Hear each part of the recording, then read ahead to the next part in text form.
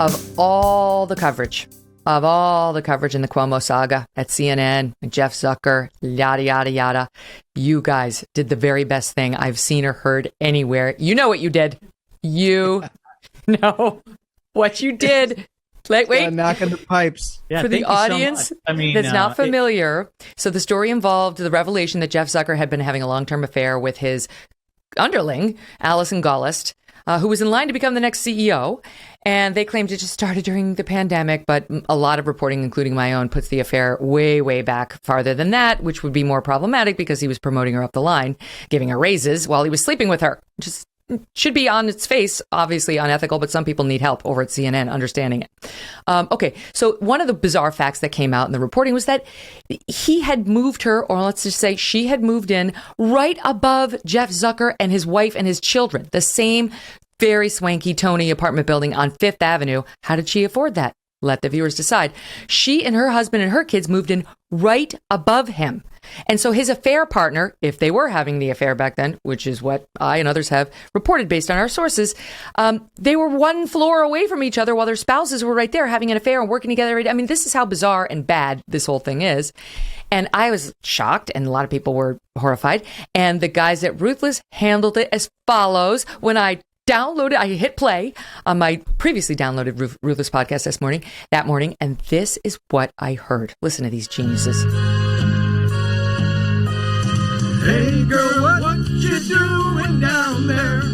Dancing alone every night while I live right above you. I can hear your music playing. I can hear your body swaying. One floor below me, you don't even know me. I love you. Oh, my darling, knock 3 times on the ceiling if you want me. Twice on the pipe if the answer is no. Oh, my sweetness means you'll meet me in the hallway. Oh, twice on the pipe means you ain't gonna show. It's amazing. Who thought of that? Whose mind goes to Tony Orlando? Can I please just say that this was Michael Duncan's idea? Yeah. Oh, I'm sad he's not here to take the credit. He's the guy who couldn't be here today, but he deserves a lot of the credit for this. He deserves it, but I will say, so he came up with the idea. The most hilarious part, the part you would laugh about the most, is we spent the majority of our prep time trying to figure out what we could use in the office that sounded like the ceiling and a pipe to knock on. Right? Play into the mic. You went method. So we were like pulling stuff out of closets. We had Hollywood Hen in here. She was dinging on some. We had like basically everyone in our office involved in trying to put this thing What together. I love is that as it goes on, you can hear you guys getting more and more into it. Like the run. Oh, my darling. I was loving it. Well, it was the feeling of Tony Orlando, right? I mean, he wrote some beautiful words. We just kind of worked off of it. I mean, it's incredible how bizarre this story is. And how well it matches up. It's right. It's completely insane that they thought this is a normal thing to do. Is all right, we're having an affair. I'll just move upstairs. Very normal thing to do. No. I mean, it's very clear that there's something wrong there. And so Jeff Zucker, just for the audience, give me 1 minute to just bring him up to speed. You have Chris Cuomo get fired because Jeff Zucker says, "Oh, you did that much helping of your brother? Oh, I didn't realize it was that much. Okay, then you're fired." And Chris Cuomo's like, "You knew everything I did. Who are you trying to kid? And I'm coming for you." So he hired a great lawyer, and they are coming for Jeff Zucker and for CNN. And he wants his $18 million in severance, which is 3 years of $6 million. And next thing we know, Jeff Zucker's fired too. And it's like, wait, what happened to Jeff Zucker? Well, he says, "I'm resigning." He was forced out because I had a consensual affair with an underling. And sorry, it was the wrong thing. I should have disclosed it. But now it comes out, like how long were they really having the affair? And it turns out that those two were also very, very cozy with Andrew Cuomo. Chris Cuomo may have been less cozy with Andrew than Allison Gollust and Jeff Zucker, the two people running CNN. And my own reporting says that they were advising him. They were the ones who told him to have those press conferences at 11:30 every day because that was dead air time during CNN. They knew they could take it and respond to it appropriately.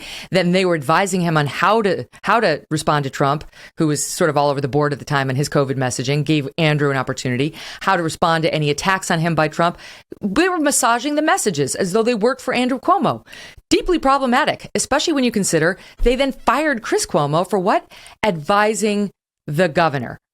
So that's sort of where it was. But Allison Gollust, the chief marketing officer, again, in line to become CEO, she kept her job. And she was like, I'm not going anywhere. And I tweeted out at the time, she's going to be fired. She will not keep her job. And sure enough, 2 weeks later, she's gone. She resigned. She was forced out too. And she's playing the victim, saying, oh, they released it before I had the chance to release it. I cannot believe that they are retaliating against me this way after 9 years of service. And so, yeah, playing the victim. So that's how it goes. I do want to read you what she said. Warner Media's statement tonight about her resignation is an attempt to retaliate against me and change the media narrative in the wake of their disastrous handling of the last 2 weeks. Do you mean of your own ethical breaches and your double-faced behavior with respect to Chris Cuomo and everybody else? What do you mean? They handled it disaster. You got caught. And it was a debacle because you got caught. You embarrassed your company. Then she goes on, it is deeply disappointing that after spending the past 9 years defending and upholding CNN's highest standards of journalistic integrity, I would be treated this way as I leave. But I do so with my head held high, knowing that I gave my heart and soul to working with the finest journalists in the world.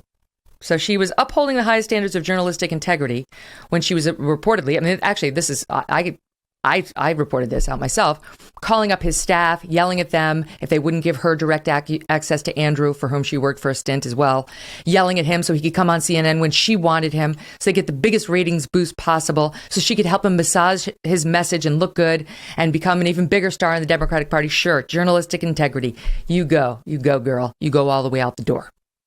Well, that's the thing is, I think actually Chris Cuomo has a really strong case here for wrongful termination. When they say they fired him, he'll say, I'm being fired for helping elect Democrats. I thought that was the job description at CNN. That's what we do here, folks. How are you going to fire me for this?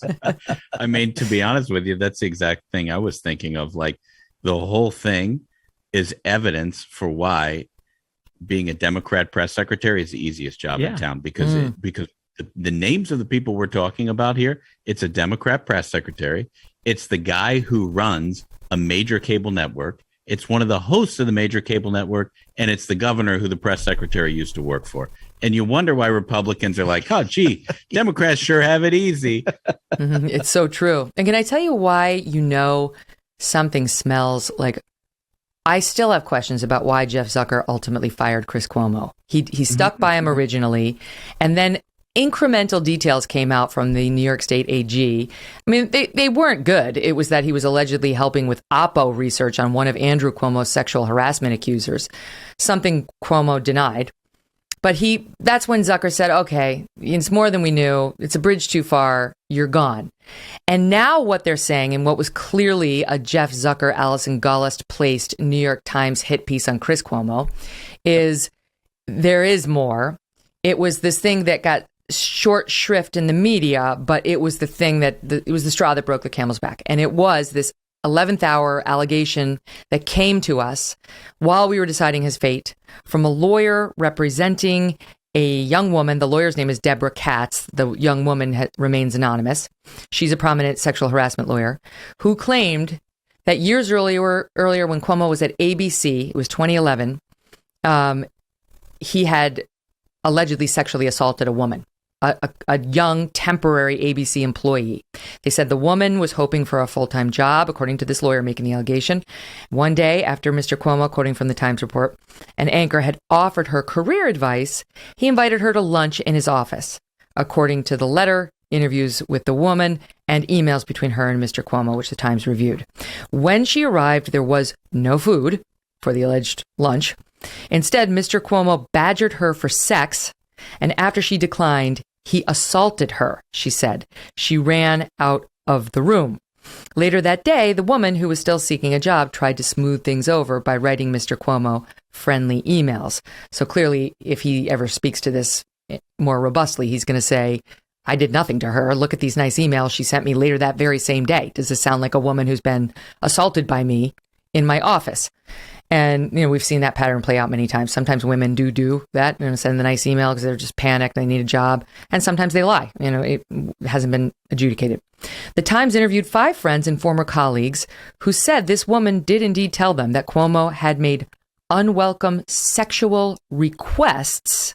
She said that only in the past year did she begin to tell people that Mr. Cuomo had also assaulted her, which she hadn't previously divulged because it was private and painful. All right, so that's her story. She told people, but she only told half the story. Again, this would be part of his defense, saying her story's changed. Now that I've fallen on hard times, she decided to add to it. She's pissed off. I didn't give her a job, whatever. This is why we tend to let these things play out more fully with lawyers or what have you before we fire people. And it goes on from there saying that then, in the height of the Me Too uprising, after Lauer went down and Charlie Rose went down, Mr. Cuomo, Chris, contacted the woman, seemingly out of the blue. He proposed arranging a CNN segment about the company where she now worked doing public relations. The woman tried to avoid any contact with Mr. Cuomo, but CNN did ultimately broadcast a segment anyway. The young woman suspected he was concerned about her coming forward publicly and was basically trying to curry favor with her to keep her quiet during the height of Me Too. So none of this is good. And if he did that, he's disgusting on so many levels. So many levels. But I will say in his defense, guys, how could that have been the last straw? There was no investigation. There was only a lawyer writing a letter. Yeah. Who happened to be the lawyer, if I'm not mistaken, who represented Blasey Ford in the Kavanaugh allegations. Yes. Which I think I knew that name. Yeah. Who, if you play that out, that the facts didn't exactly support her client in the end. So, she has a habit of bringing these kinds of things. I don't know whether or not this was truthful or not. I'm certainly not going to make judgment on that, but you're right. It was the first allegation of that. The thing that would surprise me, though, is that in that piece, that's the only thing. It was like a bolt of lightning that came into CNN's office. It was like, oh, we now know that he's got allegations of sexual impropriety. I mean, I'm looking at a New York Times opinion piece entitled "Chris Cuomo Sexually Harassed Me," September 24th, 2021. That's 2 months before we're talking about this. Shelley Ross. So I'm trying to figure out what you're trying to figure out, exactly how this all became the tie that they used to sort of throw him overboard when all these other things are happening concurrently. Especially when it comes to Zucker, because that mention of Matt Lauer is perfect, because Matt Lauer was like, the protege of Zucker when Zucker was at NBC. He was very much known to let Lauer have the run of the place and do whatever he wanted. He was fine with it then. So for Zucker to be disgusted by this all of a sudden, it's a real commonality if you look at it. Yeah, I think it's no one's ever dug into that. No one Zucker piece. No one has ever taken a hard look at what did Zucker do when Matt Lauer was running around harassing all the interns, some of whom I've interviewed on the air. Hey, thanks so much for watching. If you like what you just saw, hit the subscribe button for more clips and full episodes.